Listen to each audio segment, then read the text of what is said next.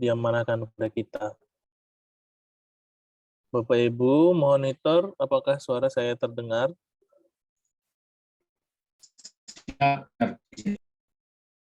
Baik, Pak Heri, terima kasih. Jadi Bapak Ibu sekalian, hari ini saya akan melanjutkan penjelasan atau sosialisasi tentang aturan turunan PPN yang diatur di Undang HPP.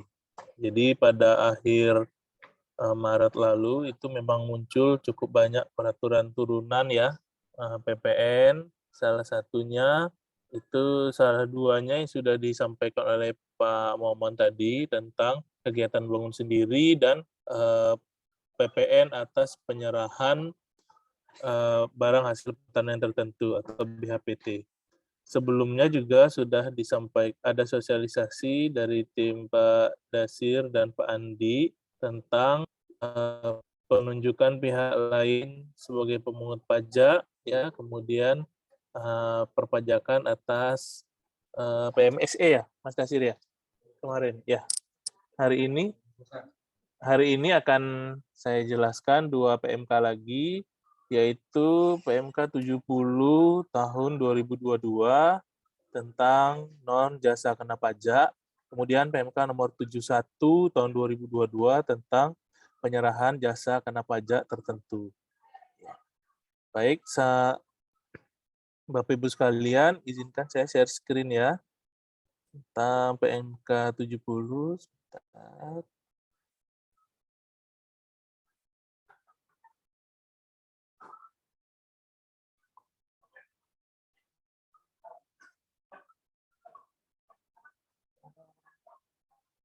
Baik. Bapak Ibu sekalian yang saya hormati para wajib pajak, saya lihat di sini ada beberapa wajib pajak yang dari instansi pemerintah maupun dari pihak swasta ya. Nah, tentunya yang akan saya sampaikan ini tidak khusus untuk instansi pemerintah, jadi berlaku juga untuk pihak swasta. Jadi kita akan membahas tentang PMK nomor 70 tahun 2022 tentang non jasa kena pajak. Sebenarnya ini PMK ini adalah kalau di namanya yaitu tentang kriteria dan atau rincian makanan dan minuman, jasa kesenian dan hiburan, jasa perhotelan, jasa penyediaan parkir, serta jasa boga atau catering yang tidak kena PPN. Jadi latar belakangnya Bapak Ibu sekalian, bahwa di Undang-Undang HPP itu beberapa barang kena pajak dan jasa kena pajak yang sebelumnya kena PPN, yang sebelumnya tidak kena PPN dikeluarkan dari negatif list. Ya, contohnya seperti barang hasil alam yang diperoleh langsung dari sumberna. Nah, itu dikeluarkan dari kategori barang tidak kena PPN. Kemudian barang kebutuhan pokok yang dibutuhkan oleh rakyat banyak. Nah, itu juga dikeluarkan dari kategori non-BKP istilahnya. Jadi dikeluarkan dari kategori barang tidak kena PPN, sehingga menjadi BKP.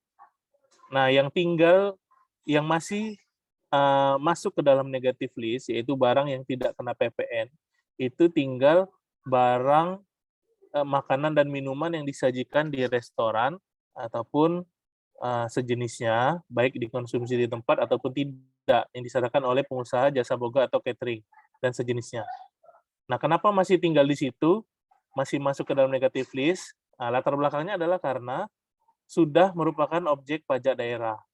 Nah, hanya saja dalam prakteknya, Bapak Ibu sekalian, masih banyak di antara kita, baik kita sebagai pemerintah pusat maupun pihak pemerintah daerah yang memperdebatkan apakah kategori seperti apa sih yang termasuk makanan minuman yang disajikan di restoran.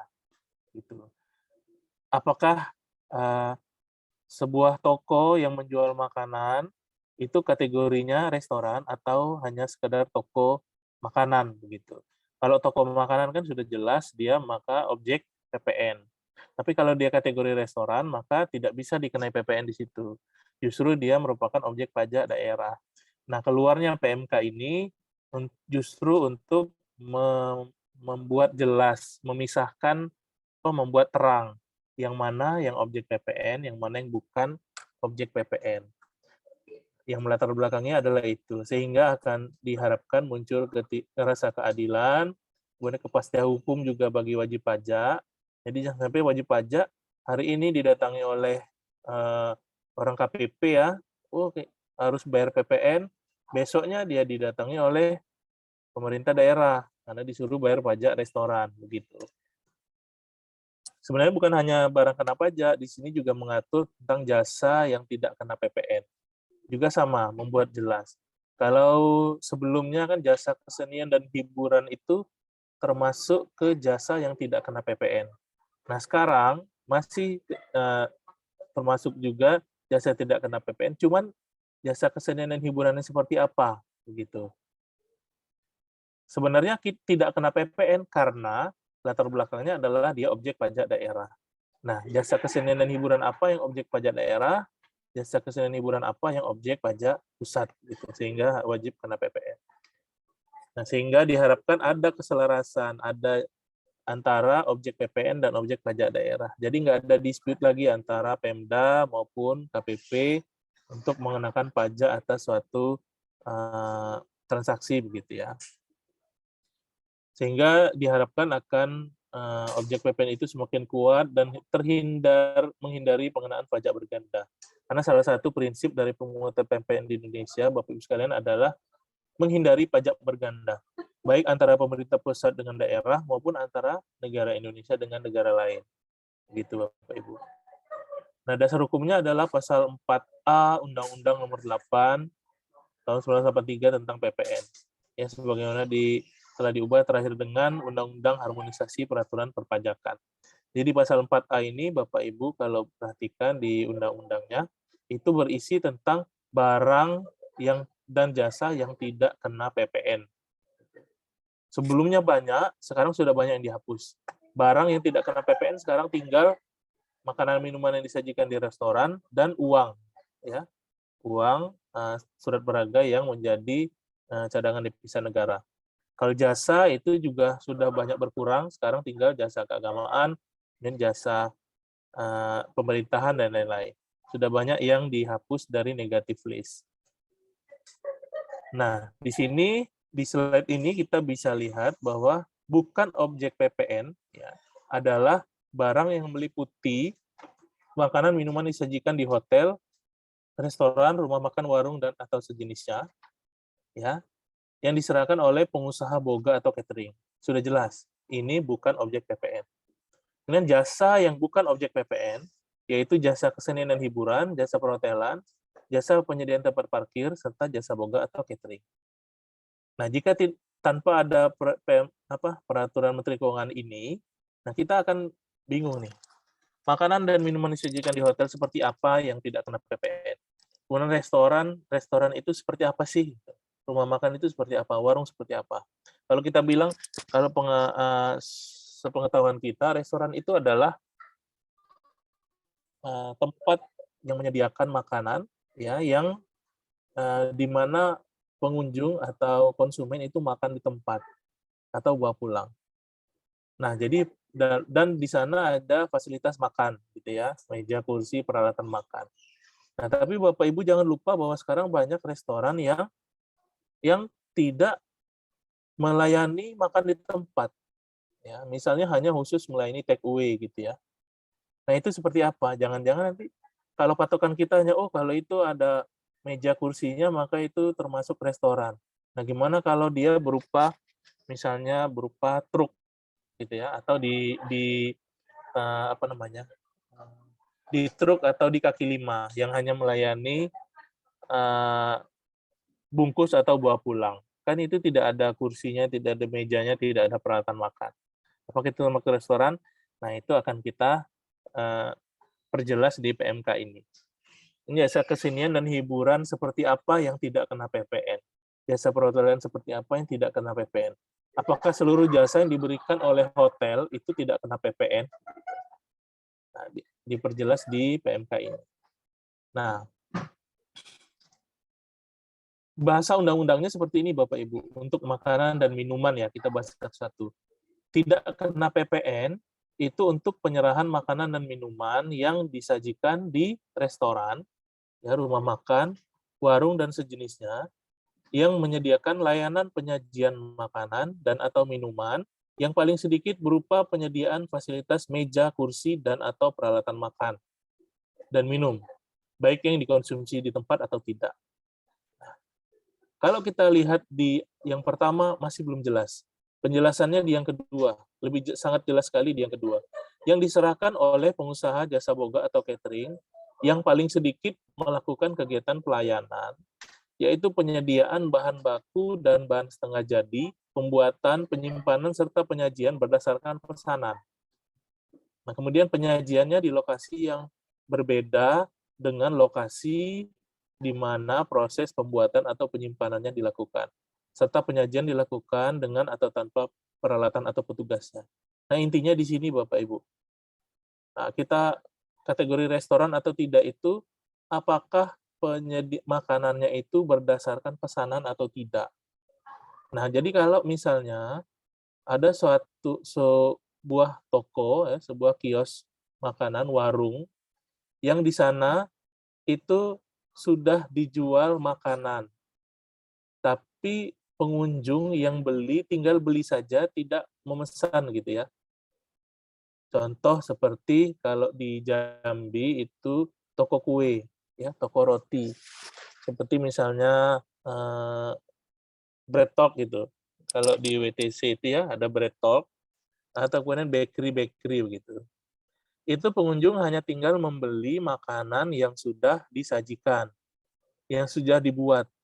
Jadi pengunjung tidak memesan, begitu Bapak Ibu. Nah, kalau misalnya restoran itu ada proses pembuatan dari bahan baku atau bahan setengah jadi menjadi barang jadi dan disajikan. Misalnya di rumah makan, kita kan mau makan nasi, misalnya nasi rames pakai ayam bakar. Nah, itu restoran. Dia menyajikan sesuai dengan yang kita inginkan, gitu. Intinya di situ Bapak Ibu. Jadi perbedaannya di sana, bukan hanya meja atau kursi dan sejenisnya. Ya, seandainya ada tempat makan yang tidak menyediakan meja, kursi, dan peralatan makan, semuanya dibungkus, tapi dia menyediakan menu, nah mungkin di situ, intinya di situ, menu. Kalau dia menyediakan menu, di mana pengunjung bisa memilih, maka itu termasuk kategori restoran yang disediakan oleh pengusaha jasa boga atau catering. Gitu ya. Sehingga itu adalah objek pajak daerah. Nah, tapi seperti toko kue, toko roti, nah itu termasuk objek PPN. Dikenai PPN untuk makanan dan minuman yang disajikan oleh pengusaha toko swalayan dan sejenisnya, yang tidak semata-mata menjual makanan dan atau minuman. Gitu. Kemudian pengusaha pabrik makanan dan atau minuman. Kalau toko swalayan ini sudah jelas ya Bapak Ibu, seperti supermarket dan lain-lain. Pengusaha pabrik makanan itu misalnya seperti kalau di kita, misalnya di tempat kita ada pengusaha minuman kaleng misalnya ada ya, atau pengusaha sirup seperti itu, pabrik makanan atau minuman, atau pengusaha roti misalnya suatu saat ada pabrik sari roti di Jambi, maka itu merupakan objek PPN karena dia bukan kategori makanan dan minuman disajikan di restoran. Nah, kemudian pengusaha penyedia fasilitas yang kegiatan usaha utamanya menyediakan fasilitas pelayanan jasa menunggu pesawat atau lounge pada bandar udara. Nah, kalau Bapak Ibu perhatikan di Bandara Jambi sendiri itu ada tempat makan, ya seperti kalau di bawah itu kalau nggak salah ada AW, kemudian ada yang menyediakan makanan itu ada Alfamart, kemudian kalau di atas itu ada nggak ya? Ada kalau nggak salah tempat ngopi gitu ya. Kemudian dulu ada lounge, dulu ada nggak ya lounge-nya? Saya lupa. Kalau di Jakarta itu ada lounge ya, lounge eksekutif gitu. Nah, untuk lounge itu dia bukan restoran, tapi dia merupakan penyedia fasilitas menunggu pesawat, walaupun di sana ada makanan prasmanan misalnya. Makanan itu hanya pelengkap dari fasilitas menunggu pesawatnya, lounge-nya. Sedangkan seperti AW untuk di restoran AW itu termasuk kategori restoran sehingga bukan objek PPN. Kemudian Alfamart yang ada di bandara bagaimana? Itu merupakan objek PPN. Makanan dan minuman yang dijual di Alfamart itu jelas merupakan objek PPN. Walaupun di Alfamart itu ada Alfamart Coffee misalnya. Kalau Indomaret itu ada Point Coffee gitu misalnya. Nah, itu karena dijual di Indomaret, maka dia tetap kena PPN. Gitu Bapak Ibu. Kemudian untuk jasa kesenian dan hiburan yang tidak kena PPN itu contohnya apa kategorinya adalah tontonan film atau tontonan audiovisual. Ini sudah jelas, ini bioskop contohnya. Kemudian pagelaran kesenian, musik, tari, dan atau busana. Kontes kecantikan, kontes binaraga, pameran, pertunjukan sirkus, akrobat, dan sulap, pacuan kuda, dan perlombaan kendaraan bermotor, permainan ketangkasan, ini olahraga permainan menggunakan tempat atau ruang atau peralatan perlengkapan olahraga dan kebugaran, ya, seperti misalnya tempat futsal, gym, ya. Kemudian rekreasi wahana air, wahana pendidikan, wahana salju, berarti contohnya seperti water park, water boom, nah itu juga tidak kena PPN. Kemudian pemancingan, kolam pancing, ya, agrowisata, kebun binatang juga bukan objek PPN, melainkan itu adalah objek pajak daerah. Dan panti pijat, pijat refleksi, itu juga bukan objek PPN, merupakan objek pajak daerah. Dan diskotik, karaoke, klub malam, bar, mandi uap, atau spa. Itu juga tidak kena PPN. Nah, kalau tidak kena PPN berarti otomatis merupakan objek pajak daerah, pajak hiburan. Gitu ya Bapak Ibu. Nah, sedangkan kena PPN untuk permainan golf, ya, kegiatan pelayanan tempat atau ruang atau peralatan untuk golf. Nah, itu merupakan objek PPN sehingga tidak bisa dikenai pajak daerah. Jadi kalau ada lapangan golf di misalnya nanti di Batanghari dibuat lapangan golf yang disediakan oleh pihak swasta misalnya membuat lapangan golf di Bulian, maka itu nanti bukan objek pajak daerah, melainkan itu objek PPN gitu. Kemudian jasa streaming film atau audio visual lainnya melalui saluran internet atau jaringan elektronik seperti misalnya Netflix, video, ya, View, dan lain-lain, YouTube, gitu. Itu juga merupakan objek PPN, bukan objek pajak daerah. Tapi kalau layanan penayangan videonya itu berupa ada rumah tempatnya, seperti misalnya bioskop, atau misalnya rumah film, gitu ya, maka itu merupakan objek pajak daerah, bukan objek PPN. Nah, kemudian kita beralih ke jasa perhotelan. Jasa perhotelan yang tidak kena PPN itu, Bapak Ibu sekalian, adalah jasa penyewaan kamar. Baik itu akomodasinya, ya, kamarnya, maupun fasilitas penunjang dan fasilitas lain yang terkait dengan tamu yang menginap. Misalnya, kalau kamarnya sudah jelas ya, room service, nah, itu kan fasilitas yang berkaitan dengan penyewaan kamar, laundry, gitu ya. Kemudian safety box, gitu, internet, televisi, minibar, extra bed, nah itu termasuk dalam penyewaan kamar, karena itu terkait langsung dengan tamu yang menginap, itu tidak kena PPN. Kemudian fasilitas yang khusus untuk tamu yang menginap, misalnya fasilitas olahraga, ya. Jadi misalnya di hotel itu ada gym, ada tempat fitness, ya, atau ada bioskop misalnya. Nah, tempat fitness dan bioskop tadi kan objek pajak daerah yang di slide sebelumnya, ya, objek pajak daerah. Tapi khusus untuk tamu hotel diberikan fasilitas fitness gratis atau menonton bioskop gratis.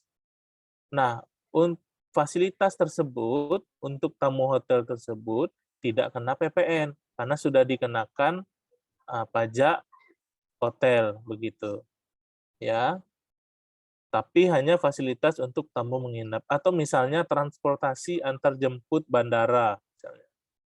Tapi kalau transportasi yang diberikan kepada bukan tamu hotel, atau fasilitas yang dinikmati oleh bukan tamu hotel, misalnya gym tadi, fitness di hotel tadi, selain untuk tamu hotel juga bisa untuk tamu untuk bukan tamu hotel, misalnya membership untuk bukan tamu hotel, misalnya membership bulanan tahun. Nah itu kena PPN Bapak Ibu karena dia bukan merupakan jasa perhotelan. Gitu. Kemudian selanjutnya jasa penyewaan ruangan untuk kegiatan acara itu juga tidak kena PPN. Nah tapi yang dikenai PPN adalah jasa penyewaan ruangan selain untuk kegiatan acara atau pertemuan di hotel.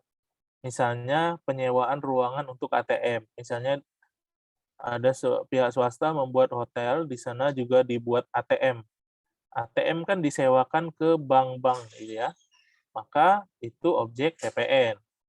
Kemudian disewakan sebagai kantor atau disewakan ke restoran atau ke tempat hiburan atau ke toko retail. Jadi misalnya bangunan hotel disewakan ke Alfamart misalnya atau ke Indomaret, maka itu kena PPN atas sewanya.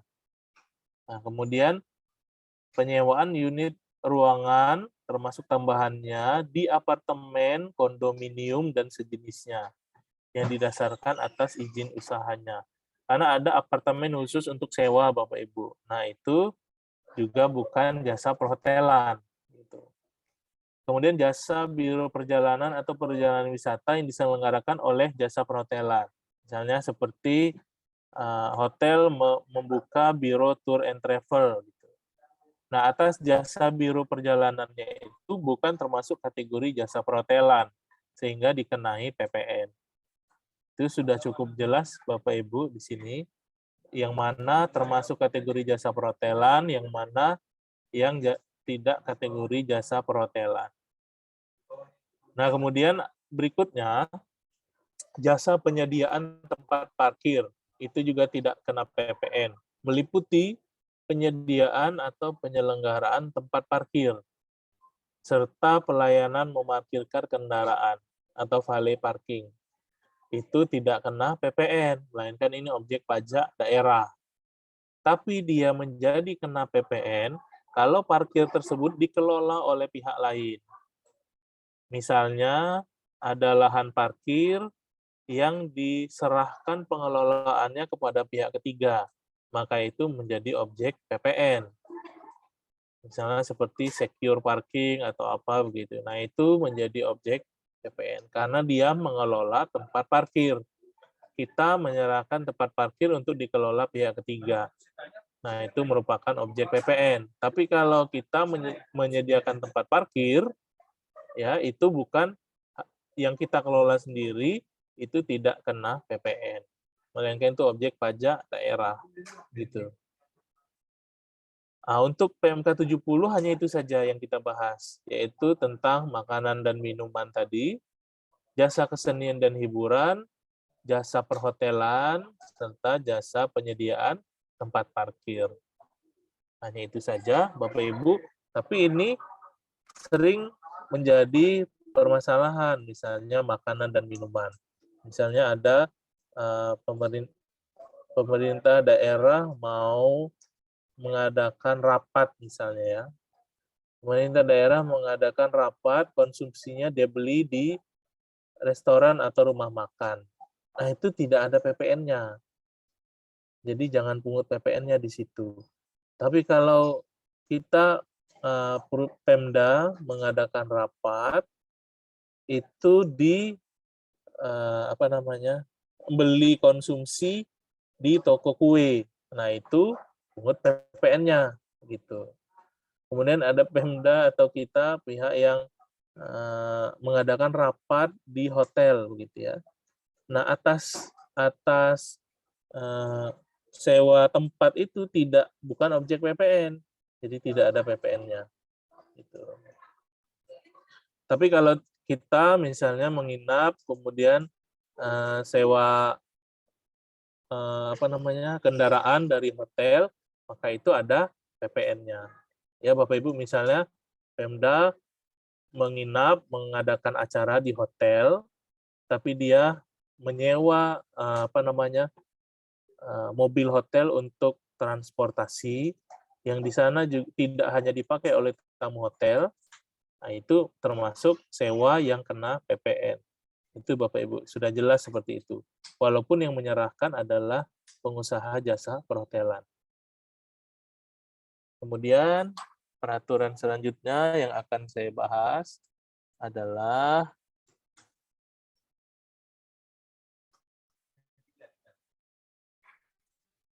Peraturan Menteri Keuangan Nomor 71. Bentar. Saya share screen lagi ya, Bapak Ibu.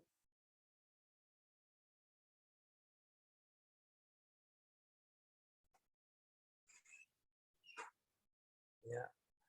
Ini adalah PPN atas penyerahan 5 jasa kena pajak tertentu.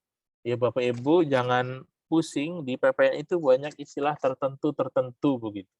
Tadi barusan kita bahas dengan Pak Momon barang hasil pertanian tertentu. Kemudian ini ada jasa kena pajak tertentu. Kemudian tadi ada besaran tertentu begitu ya. Nah, itu maksudnya itu karena objek PPN itu sebenarnya sangat luas gitu. Hanya kalau kita ingin mengambil 5 di antara yang banyak, nah kita buat namanya 5 jasa kena pajak tertentu begitu. Istilah tertentu itu untuk bahwa kita mengambil sedikit di antara yang banyak gitu ya. Nah, ini PMK 71 ini hanya mengatur pengenaan PPN atas penyerahan untuk 5 jasa kena pajak tertentu ini. Apa saja? Yaitu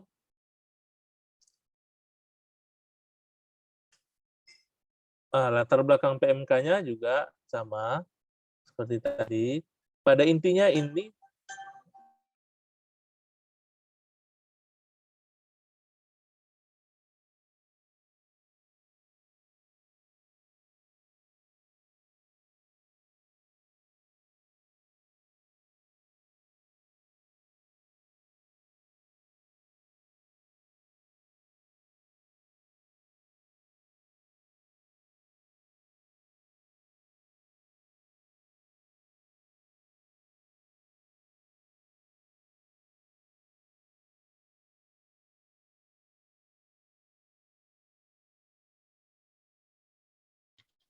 Mohon maaf, cek. Mohon maaf, Bapak Ibu, hostnya ternyata laptopnya kehabisan baterai. Kita tunggu dulu ya, Bapak Ibu ya, beberapa saat.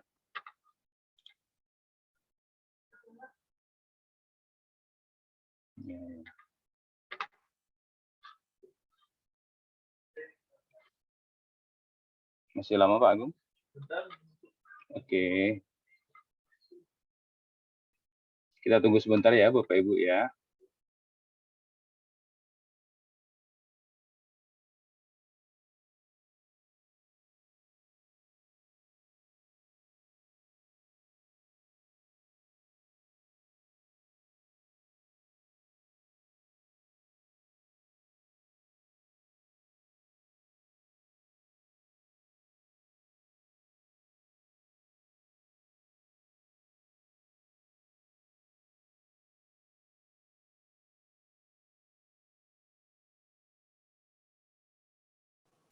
maaf Bapak Ibu, kehabisan baterai laptopnya. Sebentar.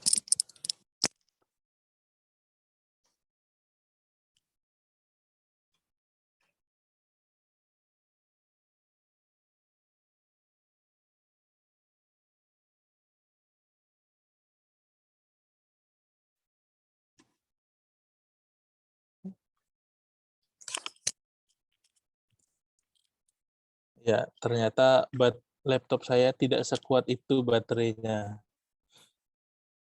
Jadi saya lanjutkan Bapak Ibu semua. Tadi kita ke PMK 71. Sudah bisa terlihat ya layarnya. Ya. Jadi Bapak Ibu sekalian, PMK 71 ini sebenarnya mirip dengan PMK 64 tadi. Kalau PMK 64 tadi membahas barang hasil pertanian tertentu yang penyerahannya menggunakan besaran tertentu. Besaran tertentu ini Bapak Ibu sebelumnya diatur dengan nama nilai lain. Ya. Nah ini juga di PMK 71 ini mengatur tentang jasanya. Jasa apa saja yang dulunya itu dikenakan dengan nilai lain. Nah, sekarang nilai lain itu berubah menjadi besaran tertentu. Istilahnya ya. Namanya berubah. Di undang-undangnya kalau dulu bahasanya nilai lain, kalau sekarang bahasanya besaran tertentu. Sehingga karena bahasa undang-undangnya berubah, maka aturan turunannya juga semua harus berubah. Jadi sebenarnya kalau Bapak Ibu perhatikan di tadi yang barang hasil pertanian tertentu, itu sebenarnya aturannya hampir sama aja dengan nilai lain sebelumnya. Sama juga seperti ini, jasa kena pajak tertentu ini dulunya menggunakan nilai lain. Ya, karena tidak semua jasa kena pajak menggunakan tarif 10% dulu. Ada yang menggunakan tarif tertentu.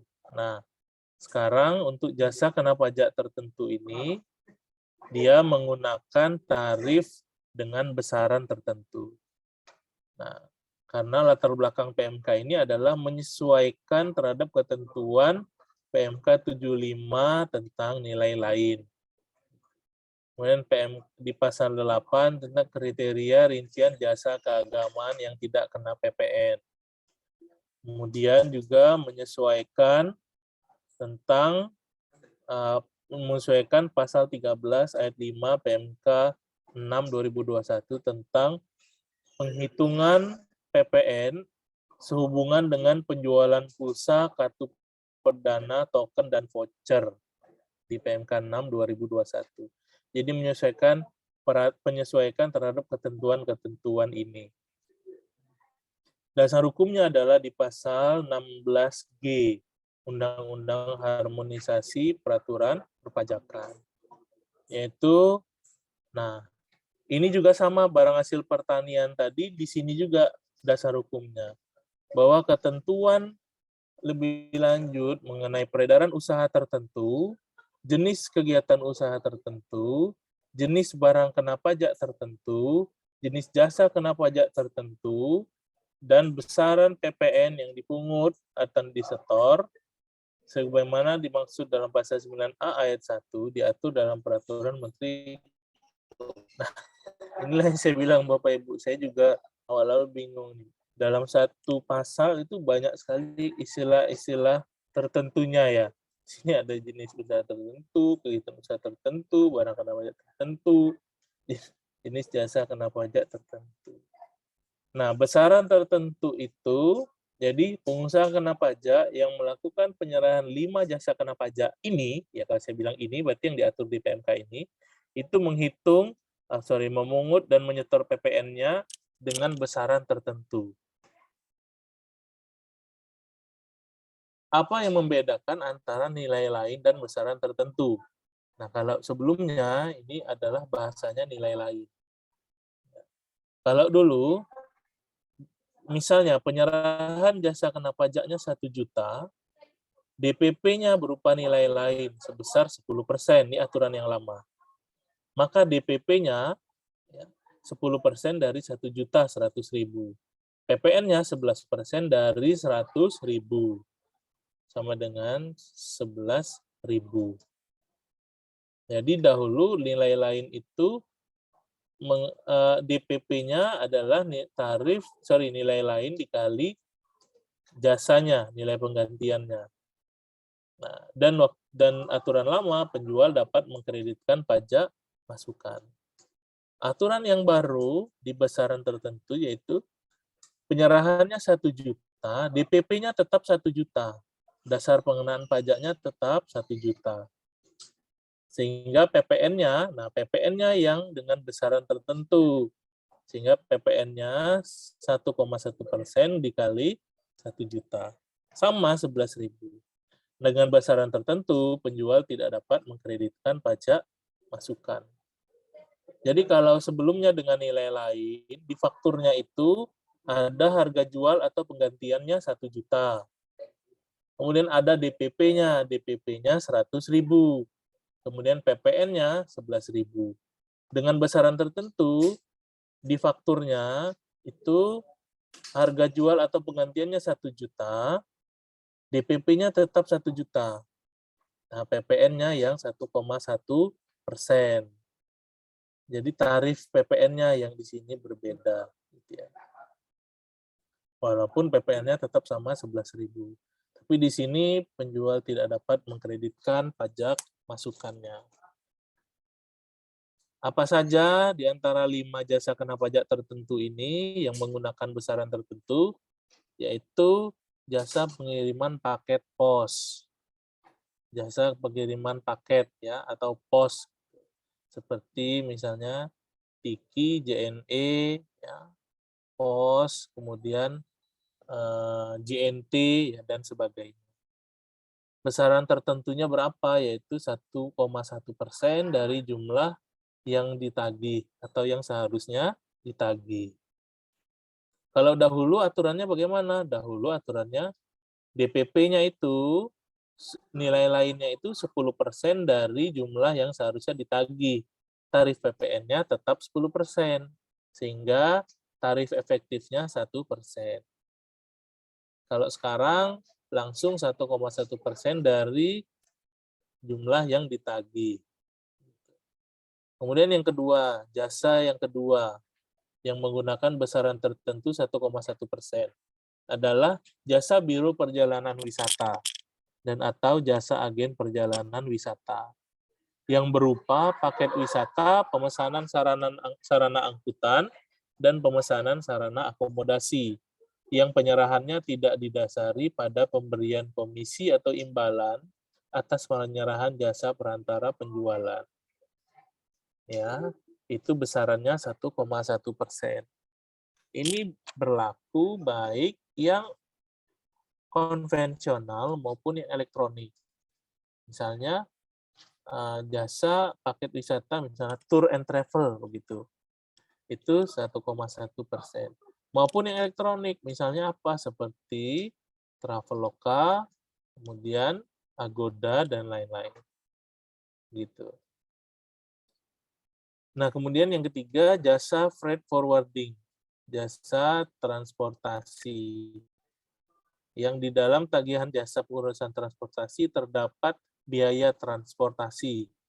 Ini biaya transportasi itu dapat berupa biaya transport dengan menggunakan pesawat, kapal, kereta api, dan atau angkutan jalan raya.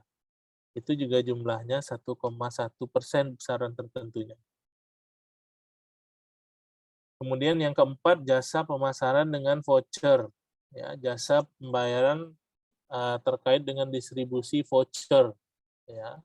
Dalam hal penyerahannya tidak didasari pada pemberian komisi dan tidak terdapat selisih atau margin. Jadi misalnya kita menjual kartu perdana atau voucher pulsa misalnya ya.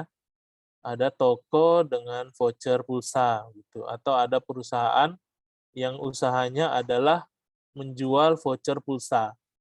Ya.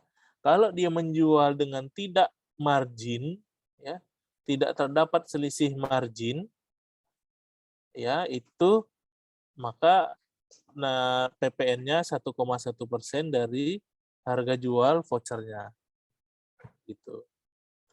Kalau dia menjual pakai margin, nah maka tidak seperti ini. Ya, dari dia tidak bisa menggunakan besaran tertentu. Nah, kemudian penyerahannya tidak didasari pada pemberian komisi. Misalnya dia jual 100 dapat komisi berapa gitu, maka itu tidak bisa menggunakan besaran tertentu. Jadi dia jual misalnya 100 ya 100. 100.000 ya 100.000 misalnya. Begitu ya Bapak Ibu, itu besaran tertentunya 1,1% dari harga jual voucher. Kemudian jasa perjalanan ke tempat lain dalam perjalanan ibadah atau keagamaan. Jika tagihan paket penyelenggaraan perjalanan ibadah dan keagamaan ke tempat lain itu dirinci, maka jumlahnya itu 1,1%. Kalau tidak dirinci 0,55%. Maksudnya seperti apa? Maksudnya seperti misalnya kita ada jasa tour and travel. Tour and travel umroh misalnya ya Bapak Ibu. Tapi dia menjual paket selain umroh, misalnya umroh plus ke Turki misalnya ya. Nah, itu kan berarti ada 2 kegiatan. Yang pertama kegiatan keagamaan, yang kedua jalan-jalan ke Turki misalnya. Nah, itu kalau jasa keagamaan itu kan tidak kena PPN. Jadi jasa ibadah mengantarkan ke transport untuk orang ibadah itu tidak kena PPN Bapak Ibu. Tapi yang ke Turkinya itu kena PPN. Kalau bisa dirinci, maka dikenakan 1,1% dari yang seharusnya ditagih. Misalnya total 35 juta untuk umroh plus Turki misalnya ya. Nah, maka kalau bisa dirinci, ke Turkinya misalnya 15 juta atau 10 juta, maka tarifnya, PPPN-nya itu 1,1% kali 10 juta, dikali yang ke Turkinya saja. Nah, kalau tidak bisa dirinci, maka PPN-nya 0,55%. 0,55%. Begitu, Bapak Ibu. Saya rasa yang ini bisa cukup jelas lah. Nah, ini kan ada, tapi di sini kayaknya nggak ada ya wajib pajak jasa perjalanan ya di sini ya. Saya lihat di sini ada dari instansi pemerintah, kemudian ya kalau dari instansi pemerintah mungkin yang ini tidak, yang slide yang terakhir ini tidak begitu apa ya, tidak jarang dipakai ya. Gitu. Tapi mudah-mudahan kalau misalnya ada teman-teman yang menyelenggarakan usaha itu bisa kita beritahukan. Nah, bagaimana jika tarif PPN 12% berlaku? Karena di Undang-Undang HPP itu tarif 12% berlaku paling lambat 1 Januari 2025. Nah, tinggal kalian saja, karena pada prinsipnya besaran tertentu ini hampir sama dengan nilai lain, yaitu ikan 10%. Nah, sehingga yang tadinya 1,1% menjadi 1,2%. Yang tadinya 0,55% jadi 0,6%. Nah, ketentuan lain-lain yaitu PKP tidak dapat mengkreditkan pajak masukan dan faktur pajak yang diterbitkan menggunakan kode 05. Karena kode 05 itu adalah PPN yang diserahkan berdasarkan besaran tertentu. Itu menggunakan kode 05. Baik, Bapak Ibu sekalian, sudah cukup materi kita, 2 materi, PMK 70 dan 71, tentang jasa kena pajak, non barang kena pajak dan non jasa kena pajak, serta yang PMK 71 tentang jasa kena pajak tertentu. Apabila Bapak Ibu ada yang ingin bertanya, sesi diskusi akan kami buka. Silakan Bapak Ibu yang mau bertanya bisa raise hand atau bisa bertanya di kolom chat.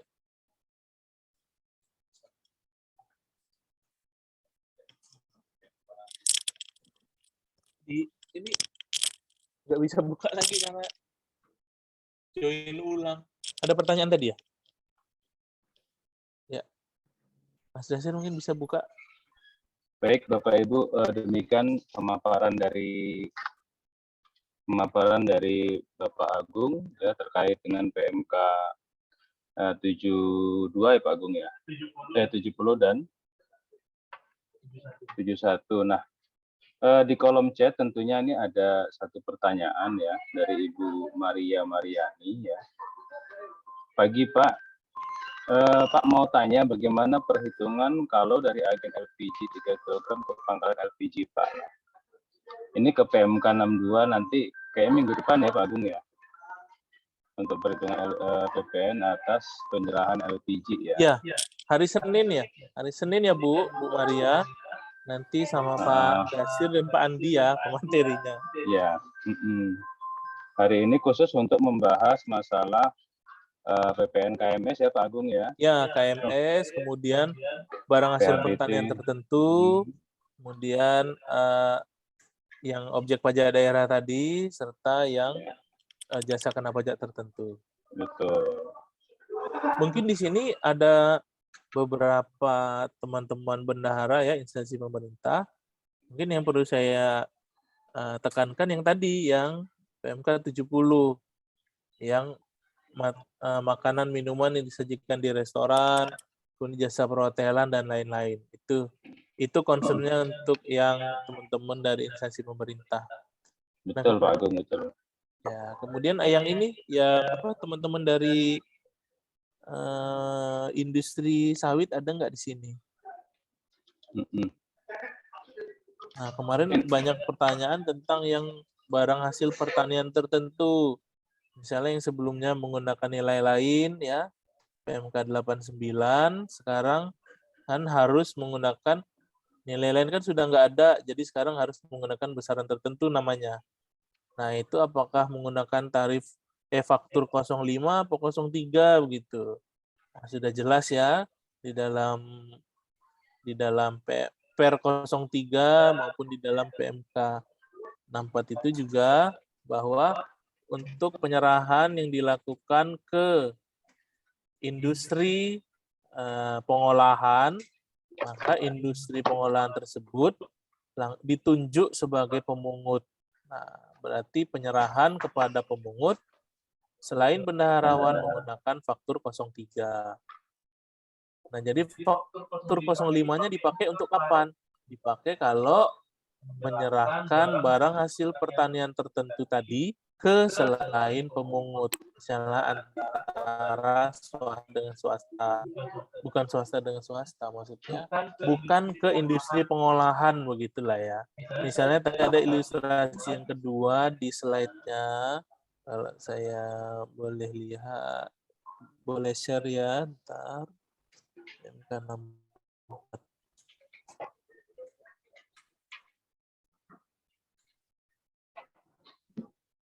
Saya share screen lagi. Ya, sudah kelihatan ya?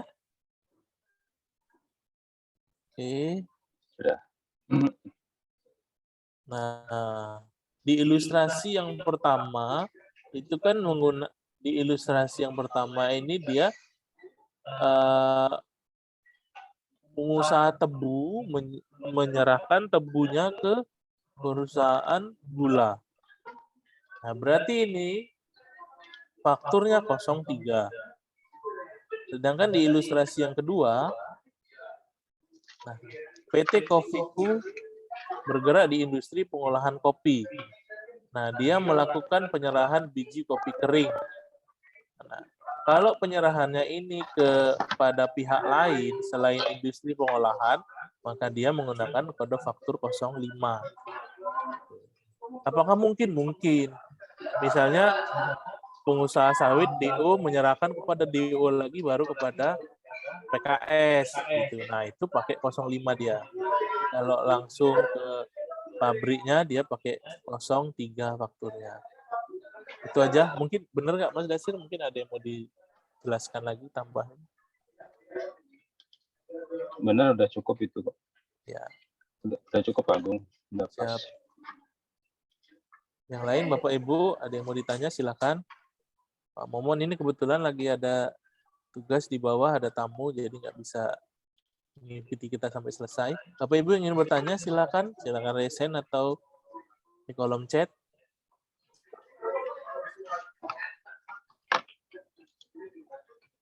Nggak ada kayaknya Pak Agung. Baik, Bapak Ibu sekalian, kalau misalnya tidak ada yang ingin ditanyakan kembali, saya mohon undur diri ya. Mudah-mudahan materi yang disampaikan pada pagi hari ini cukup jelas dan bisa di. Baik, Ibu Marida. Bu Marida, pertanyaannya apa Bu Marida? Mungkin bisa di Bu Marida. Bu Marida, saya tadi sempat keluar Zoom, masuk lagi. Jadi pertanyaan di kolom chatnya hilang, Bu. Bisa Ibu sampaikan ulang? Silakan Bu Marida.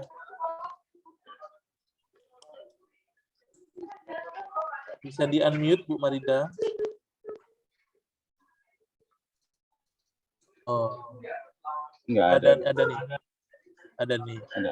Pak, berarti kalau badan waktu membangun di wilayah KPP lain, bukti pembayarannya tidak langsung masuk ke pembayaran badan itu ya? Ya, benar Bu. Ini untuk KMS tadi ya Bu? Kegiatan membangun sendiri ya. Jadi kalau badan dia membangun di wilayah kerja KPP lain, misalnya terdaftarnya di Jambi, dia membangunnya di Tungkal misalnya. Kan tadi di slide tadi dia menggunakan NPWP lokasi. Ya. Kalau di lokasinya tidak ada NPWP dia, berarti dia menggunakan kode 000, kemudian kode KPP-nya 334. Gitu. Nah, jadi tidak masuk ke pembayaran badan itu, iya betul. Karena NPWP-nya 00. Begitu Ibu Marida. Iya, Pak, soal itu Pak, tadi yang satu lagi itu kan ada pilihan tarif ya untuk yang 64. Ini 64 itu. PMK 64 ya Bu, saya Ya. oke. Itu kan tadi cuma 2, 1,1 dan 1,2. Tapi 1,2% itu kan tahun 2025 pilihannya, maksudnya pilihan yang mana ya Pak ya? Oh sebentar Bu. Yang ini ya, PMK 64 ya. Ya. Oh yang tarif ini ya. Sebentar. 1,1. Nah ini ya. Ya. Nah ini artinya Bu, saat ini berlaku tarifnya 1,1. Kalau berubah tarif PPN-nya, ya, misalnya tarif PPN kan paling lambat 1 Januari 2025 itu harus sudah menjadi 12%. Kalau suatu saat tarifnya berubah menjadi 12% sebelum 1 Januari 2025, maka tarif besaran tertentu ini berubah juga mengikuti tarif PPN, begitu Bu. Tapi yang sekarang berlaku itu 1,1. Jadi ini bukan pilihan Bu Marida. Lalu yang tadi dijelaskan katanya harus menentukan apa maksudnya surat ya, menyerahkan mengajukan surat. Ya. Mengajukan surat itu apa ya. Pak? Jadi untuk wajib pajak yang pertama kali misalnya baru mendaftar PKP ya, dia ingin menyerahkan barang hasil pertanian tertentu. Nah, kalau dia tidak menyerahkan pemberitahuan bahwa dia menggunakan tarif 1,1% ini, dia tetap terutang tarif 11%, begitu Bu. Nah, jadi sebelum dia menggunakan tarif 1,1, sebelum dia bikin faktur 1,1 ini, dia harus kasih surat pemberitahuan dulu ke kita. Begitu. Oh, pilihannya berarti 11% sama 1,1 betul, gitu ya, Pak ya? Betul, Bu. Itu untuk yang WP baru ya, yang WP baru PKP. Ya, yang baru PKP. Tapi kalau dia dulunya, sebelumnya sudah menggunakan tarif 1% yang nilai lain itu PMK 89, nah itu secara otomatis dia menjadi 1,1% tanpa pemberitahuan lagi. Gitu, Bu. Nah, kan ada beberapa pengusaha kena pajak yang dulunya sudah menggunakan tarif 1%, ya, maka dia sekarang itu otomatis ke 1,1, nggak usah pemberitahuan lagi. Tapi kalau dulunya dia masih menggunakan tarif 10%, tidak menggunakan nilai lain, misalnya sekarang dia ingin menggunakan nilai lain, dia harus menyampaikan pemberitahuan. Bukan persetujuan ya Bu, cukup memberitahukan saja sebelum dia membuat faktur 1,1% ini. Gitu Bu. Oke Pak, makasih Pak. Sama-sama Bu Marida. Ada lagi Bapak Ibu yang ingin ditanyakan?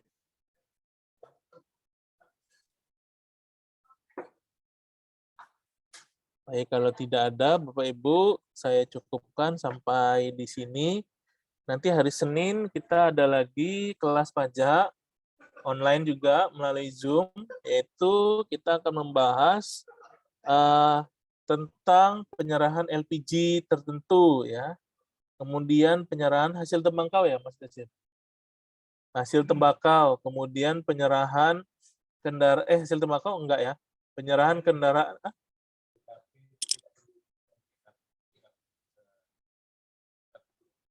Iya, barang kena pajak tidak berwujud. Kemudian kendaraan motor bekas juga? Iya, kendaraan motor bekas. Kemudian pupuk bersubsidi? Ya, juga?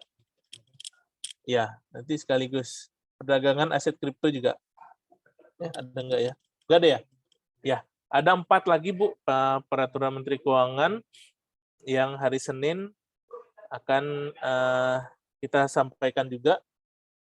Nanti pematerinya adalah Pak Dasir dan Pak Andi. Baik, Bapak Ibu sekalian, terima kasih atas kesediaan waktunya untuk menghadiri kelas pajak pada pagi hari ini. Mudah-mudahan bisa membawa manfaat bagi kita semua. Saya sebagai pemateri, sebagai panitia juga mohon maaf atas segala kekurangan. Semoga kita semua selalu dalam keadaan sehat dan bisa menjalankan tugas sebaik-baiknya. Terima kasih, selamat siang. Assalamualaikum warahmatullahi wabarakatuh. Sampai ketemu hari Senin, Bapak Ibu.